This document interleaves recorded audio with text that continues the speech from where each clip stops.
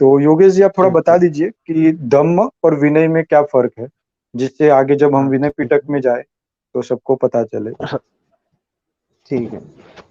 ये यहाँ पर परिनिर्वाण महापरिनिर्वाण सूत्र का अंतिम उपदेश में का एक टॉपिक है, जिसमें भगवान बताते हैं कि आनंद से बताते हैं, आनंद भंते जी से, कि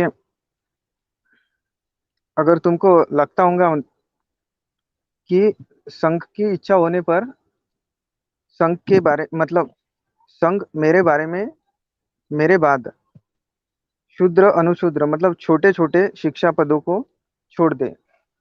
मतलब ये भिक्षु के विनय के बारे में है। जो विनय मतलब वो पूरा धम्म नहीं है, वो मतलब ये छोटे छोटे नियमों का ऐसा है कि मतलब क्या करना चाहिए, चप्पल पहनना चाहिए या ऐसे मतलब कौन सी दवाई लगानी चाहिए, ऐसे छोटे छोटे नियम भिक्षु लोग अपने चेंज कर सकते हैं। मतलब भगवान ने उसकी अनुमति दे दी थी भिक्षुओं को, छोटे छोटे नियम, जिसका मतलब होने ना होने से इतना कोई फर्क नहीं पड़ता। जो मुख्य भिक्षु विनय है, उनको मतलब उनको नहीं बदल सकते, लेकिन ये छोटे छोटे नियम चेंज कर सकते हैं। और धर्म के बारे में भगवान ने ऐसा नहीं कहा कि मेरे धर्म को चेंज कर सकते हैं, या ये सूत्रों के बारे में नहीं है। ये सिर्फ छोटे नियमों के बारे में, विनय पिटक के छोटे। जी। हाँ। हाँ।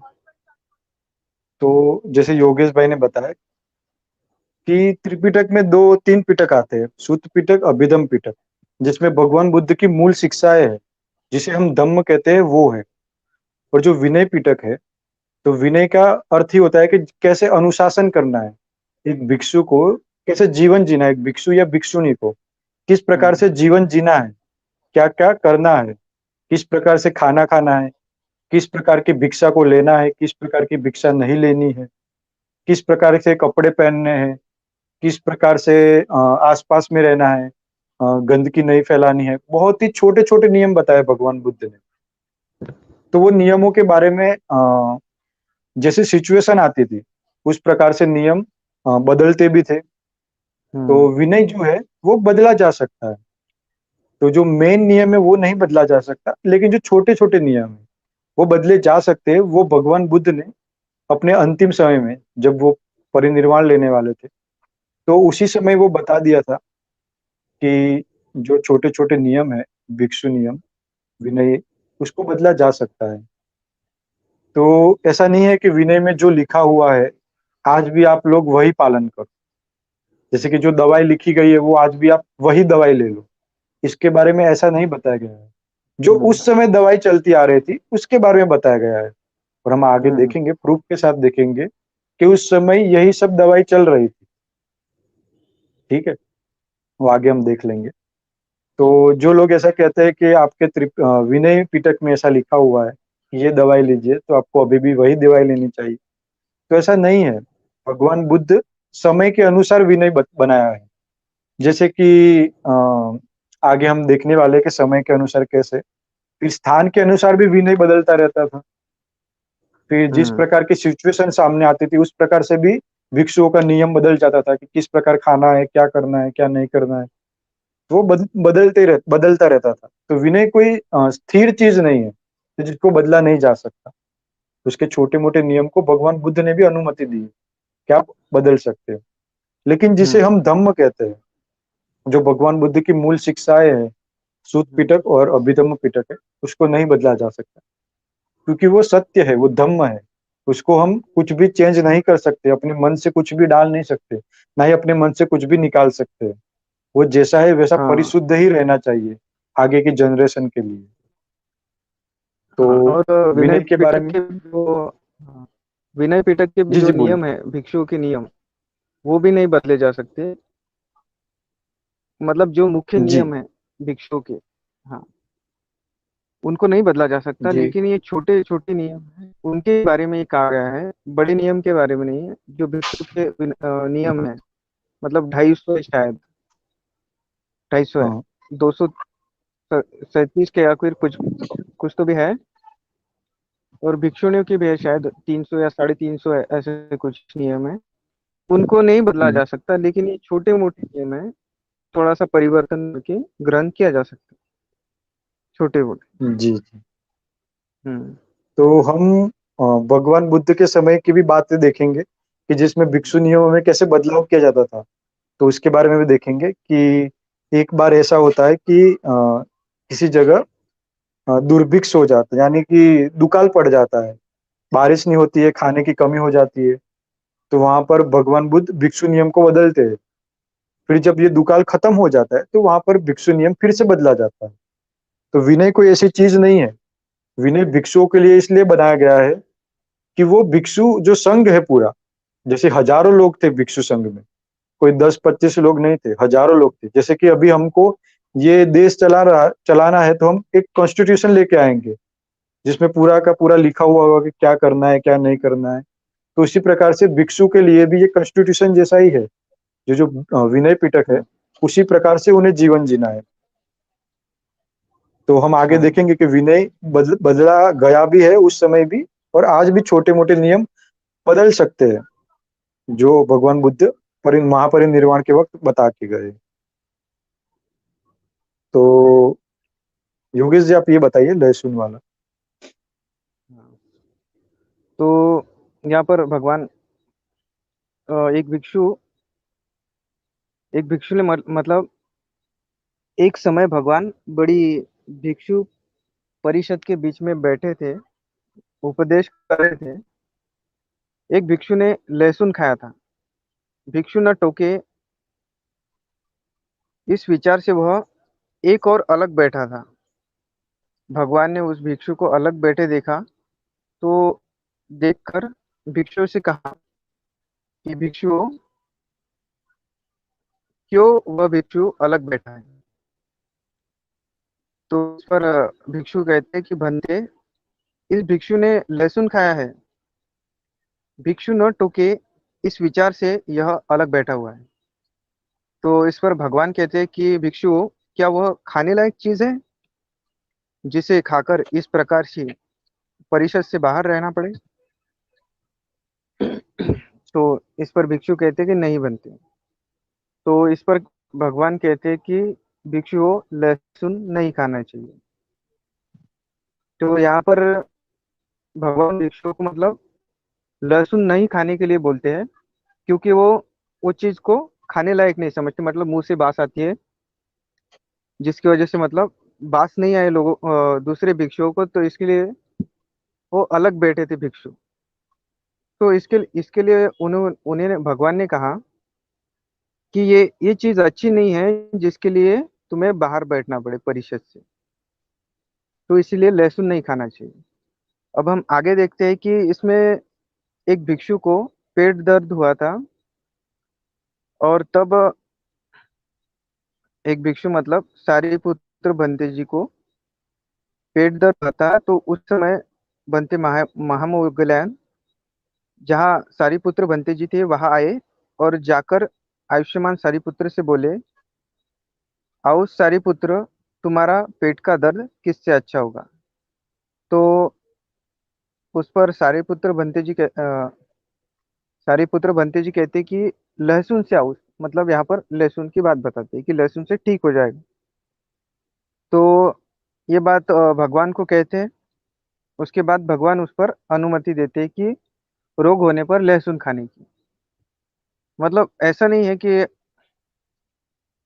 एक बात को पकड़ के रखते थे भगवान, जब समय आता था उसको छोड़ भी देते थे संघ के लिए, लोगों के हित के लिए। तो ऐसा इस जी पाठ का निश्चय, हाँ, ऐसा उसका विषय है। जी। तो हम्म। जैसे योगेश जी ने बताया कि ये हम विनय की बात कर रहे हैं। ये मुझे बार बार बोलना पड़ेगा क्योंकि कोई लोग, मुझे लगता है कोई इतना कट करके भी बता देंगे कि चेंज हो सकता है बुद्धिज्म में, तो ऐसा भी बोलने हाँ हाँ लगेंगे लोग। हाँ, तो ये बार बार बोलना पड़ रहा है कि इन्होंने ही ये कहा विनय था। पिटक से हम ले रहे हैं। ये जो बात है वो विनय हम्म। पिटक से है जिसमें भिक्षु नियम लिखे गए हैं। तो इसमें ये जैसे योगेश जी ने बताया कि एक भिक्षु था जो लहसुन खा के आया था, तो उसको लगा, क्योंकि अभी ऐसा नहीं है कि 5 लोग भिक्षु बैठे हैं, 1000 लोग भी बैठे हो सकते हैं, 500 भिक्षु भी साथ में बैठे हो सकते हो, जगह कम होती है तो पास-पास में बैठते हैं। तो उसको ऐसा था कि मैंने लहसुन खाया है तो लहसुन की बास आएगी आस-पास में, तो बुरा लगेगा। तो आज भी ऐसा होता है हमको कि यार कुछ खाया है मैंने, प्याज़ खाई है तो किसी को बदबू ना आ जाए तो हम थोड़ा दूर रहते हैं। तो वैसे ही वो दूर बैठे थे, अलग बैठा था। तो भगवान बुद्ध बताते हैं कि ये अलग क्यों बैठे हुए पूछते हैं, तो वो बताते हैं कि उसने लहसुन खाया है। तो भगवान बुद्ध कहते हैं कि ये ऐसे क्या खाने की चीज़ है जिसको जिसको खाने से हम ये धर्म उपदेश जो चल रहा है, उसको भी सही से हम ना समझ पाएँ और परिषद के बाहर बैठ जाना पड़े। तो ये अच्छी चीज़ नहीं है हम्म।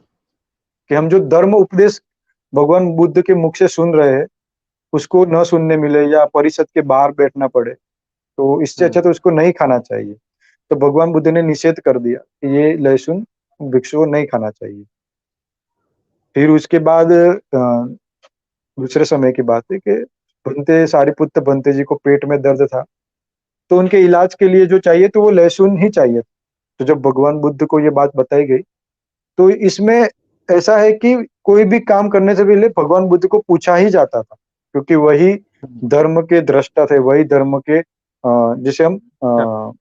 धर्म राजा भी कहते हैं वो- भगवान बुद्ध को, कि वही नियम बनाते थे, वही सब बताते थे, क्योंकि वो सर्वज्ञ थे, कि वो जानते थे।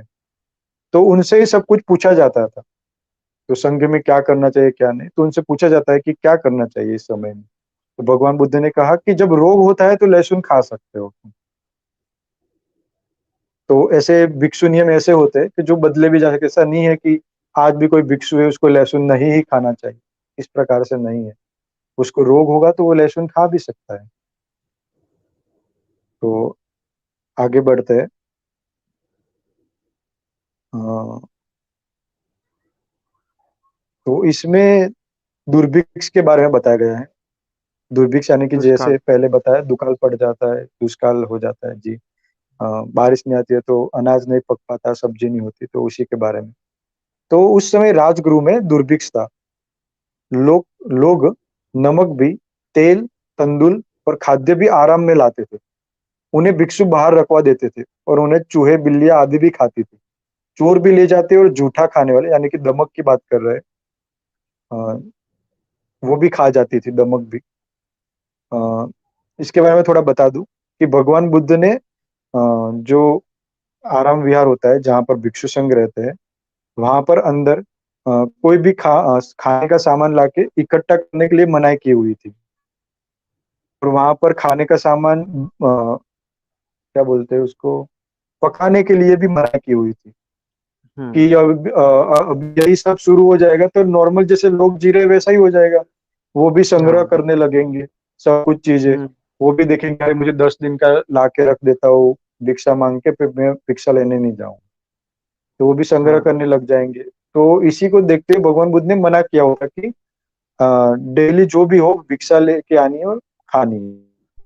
तो हम्म। इससे क्या होता है कि भिक्षु डेली गाँव में भी जाता है, वहाँ पर धर्म उपदेश भी होता है। तो हम्म। सभी जगह धर्म उपदेश होता है, धर्म फैलता है और पुण्य भी मिलता है जो दान देता है उसको भी। तो इसी के कारण ये सब बनाया गया था, ये भिक्षु नियम, कि संघ के अंदर लाकर, आराम विहार के अंदर लाकर सामान नहीं रखना है खाने का, ना ही वहाँ पर पकाना है। तो जब दुर्भिक्ष पड़ गया, तब क्या होता, बहुत सारे लोग थे, उसको दान देना था लेकिन वो पका नहीं पाते, तो कुछ भी लाकर नमक रख दिया, बाहर रख के चले जाते थे। तंदुल रख के चले जाते थे, तेल रख कर चले जाते थे कि वो खा ले भिक्षु लोग। अब बाहर रख देते हैं तो चूहे बिल्ली आके खा जाएंगी, चोर लेके चले जाएंगे, दमक होती है तो वो लग जाएगी, कीड़े मकोड़े लग जाएंगे। तो ये सब बात भगवान से कही गई। तो तब भगवान ने अनुमति दी कि ठीक है, जो भीतर रखा है उसको, जो बाहर रखा है उसको भीतर रखवाने की अनुमति दे दी। फिर होता है कि भीतर रखवा कर बाहर पकाते थे। तो जब वो आराम विहार में अंदर रखे, एक जगह दिए जाती है तो वहां पर रखते थे। और क्या वहां पर हम पका नहीं सकते, वो भिक्षु नियम था, तो बाहर जाकर पकाते थे। तो पकाने वाले भी भिक्षु नहीं होते हैं, वो भी उनके जो, यहाँ पर एक शब्द लिखा होगा कल्प्य कारक, तो जो भिक्षुओं को हम्म। हेल्प करते हैं या उनका काम करते हैं, अटेंडेंट बोल सकते हैं इंग्लिश में, उनकी सहायता करने के हम्म। लिए साथ में रहते हैं हमेशा। तो वही लोग पकाते थे और दान देते, तभी वो ग्रहण करते थे भिक्षु लोग। तो जब बाहर पकाने जाते तो बाहर क्या होता कि दीमक लग जाता, कीड़े मकोड़े आ जाते सब लोग खाने के लिए। तो उससे क्या हो जाता कि भिक्षु लोग खा नहीं पाते थे, उनको विश्वास पूर्वक नहीं खा पाते थे। यानी कि उनको ऐसा हो जाता कि ये खा लिया है किसी ने तो खराब हो गया होगा या रोग हो सकता है इससे, तो वो खा नहीं सकते थे। तो ये बात भी भगवान को बताई गई। तो तब भगवान बुद्ध ने अनुमति दे दी कि ठीक है, अनाज को हम अंदर भी रख सकते हैं और अंदर ही हाँ। पकाकर खा सकते हैं। हाँ। फिर तीसरी बात ये हुई कि दुर्भिक्ष में क्या होता है कि सभी लोगों के पास अनाज की कमी होती है। तो जो हेल्प करने वाले थे, जो उपासक थे, उपासिका थे, तो जो खाना बनाते थे संगाराम में रहकर ही, आराम विहार में रहकर ही, तो वो क्या करते थे कि उनको भी खाने के लिए चाहिए तो वो अपने लिए ज़्यादा ले लेते थे और भिक्षुओं को थोड़ा मिलता था। तो जब भगवान हम्म। बुद्ध को ये बात भी पता चली, तो भगवान बुद्ध ने कहा ठीक है, अभी दुर्भिक्ष चल रहा है, तो मैं अनुमति देता हूँ कि तुम स्वयं पकाकर खा सकते हो। तो ये भी अनुमति दे दी गई। क्या-क्या 3 अनुमति दे दी गई कि अनाज को भीतर भी रख सकते हैं, भीतर पका भी सकते हैं और खुद के हाथ से पका सकते हैं और खा सकते हैं। तो ये अनुमति दे दी गई। फिर आगे देखते हैं क्या होता है। फिर ये दुर्भिक्ष के बहुत दिन चले गए और दुर्भिक्ष के खत्म भी हो गया। उसको सुभिक्ष बोलते हैं, यानी कि बारिश हो गई, सब कुछ सही हो गया राजगृह में। तो तब भगवान बुद्ध वैशाली में थे। तो वैशाली में ऐसी स्थिति नहीं थी, वैशाली में सब कुछ सही था। वहाँ पर खाना-पीना सब कुछ अच्छे से मिल जाता था। तो तब भगवान बुद्ध एकांत स्थिति में विचार मग्न होते समय, भगवान के दिल में ये ख़्याल पैदा होता है कि जो मैं दुःशस्य के समय भिक्षा मिलनी मुश्किल थी, इसलिए भिक्षुओं को लिए भीतर रखे, भीतर पकाए और अपने हाथ से पकाए, लेन-देन वहाँ से लाए, भोजन से पहले का लिया, वन का, पुष्करिणी का, ये सब लेने के लिए मैंने अनुमति दे दी थी। तो क्या अभी भी ये भिक्षु लोग आज भी ऐसा ही सेवन करते हैं, इसी प्रकार जीवन जीते हैं, इसी प्रकार अपना जो डेली रूटीन बिताते हैं? तो उनको ऐसा सोच विचार आता है, तब आनंद बंते जी को बुलाकर पूछते हैं कि या क्या ऐसे ही अभी भी ऐसे ही हो रहा है? आनंद बंते जी बताते हैं, हाँ, अभी भी ऐसे ही हो रहा है। सब लोग इकट्ठा करते हैं, खुद से पका कर खा लेते हैं, अभी भी वैसा ही चल रहा है। तो तब भगवान बुद्ध ने संघ को इकट्ठा किया और इस बारे में बताया कि जो मैंने दुर्भिक्ष में जो कुछ भी अनुमति दी थी, भीतर रखने की, सेवन करने की, खुद से पकाने की, फिर खुद से कुछ रास्ते में फ्रूट मिल जाए तो वो ले लेने की तोड़कर, तो वो सभी प्रकार का जो भी था, वो मना कर दिया जाता है कि ये अब सबसे निषिद्ध हो जाएगा। पहले की तरह ही संगाराम में, आराम विहार में कोई भी अन्न नहीं आएगा। जो भी आएगा वो भिक्षा लेकर जाएँगे और भिक्षा से ही जो मिलेगा वही लेना चाहिए, क्योंकि अभी दुर्भिक्ष नहीं है। तो जो भी ये भीतर रखा है उसका सेवन करेगा, तो ये दुष्कृत्य होगा। तो भगवान बुद्ध जो नियम था, पहले था, वही नियम वापस ला दिए। तो यहाँ पर भी हम देख सकते हैं कि भिक्षु नियम जो है, विनय है, वो बदला जाता था। टाइम टू टाइम सिचुएशन से बदला जाता था। जैसे सिचुएशन होती है, जिस प्रकार की जगह पर वह रहते थे, उसी प्रकार से भिक्षु नियम बदला जाता था। ऐसा नहीं है कि पहले जो लिखा हुआ है, वही हमको अभी भी करना है। भिक्षु नियम के बारे में बता रहे हैं।